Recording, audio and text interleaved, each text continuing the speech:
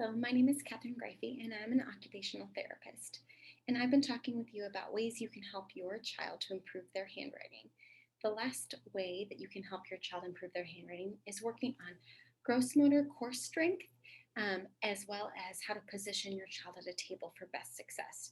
So I wanted to talk about those two areas. For gross motor skills, anything that's working a child's kind of core, so their tummy and their back, or their shoulders, playing on the monkey bars, playing at the playground, doing animal walks, doing yoga. Those are all great ways to work on that core strength, so your tummy and your back, as well as shoulder strength. One way I love to help work on shoulder strength is by doing vertical writing. So, for example, I might tape some, so this is really for an adult, tape something up on the wall so that I can write here where it's about eye level to practice my writing. If you want it to be an extra challenge, you can actually make it a tall kneel, which for a child, you'd put your paper lower and you have your child sit up on their knees so that they're not all the way down. You want them up tall, and then they can write like this. That works great because it works on shoulder stability, also works on wrist extension. It's a really great way to work on pre-writing and building up strength.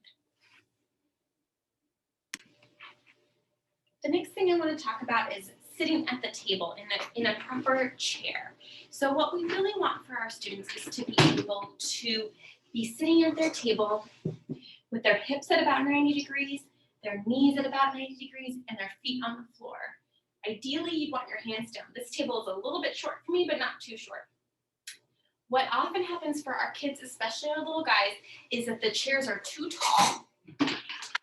And with too tall chairs, they tend to swing their feet. They can't hit the floor. That makes it really hard. They really have to be working hard to sit up. So we really want to be able to have those feet on the floor. You can use a box. You can use books, anything to get your feet kind of flat. The other thing that often happens for kiddos is that the tables are too tall. So you'll be seeing your kids sitting, but their arms are up like this. It makes it very hard to write if your arms are so high. So if that's the case, use cushions or pillows, something on your chair to bring you up. There are some pictures in the handout that accompanies this video that might show some better explanation for that. So that's really important. The last thing we were going to talk about is how we actually want to put the paper on our table. So when I am positioning paper, for some of my students, it works really well to use what's called a slant board. So this is a slant board that I made out of a binder.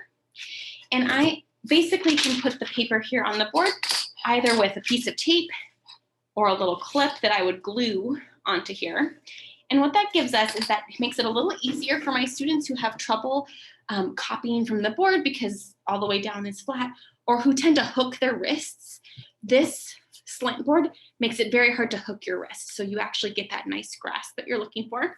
And the last thing you want to do when you're positioning your paper is, depending on how you write, if you are right-handed, you don't want the paper to be flat in front of you. You actually want that right corner to be sort of right down the middle of your space. So let me show you what that looks like.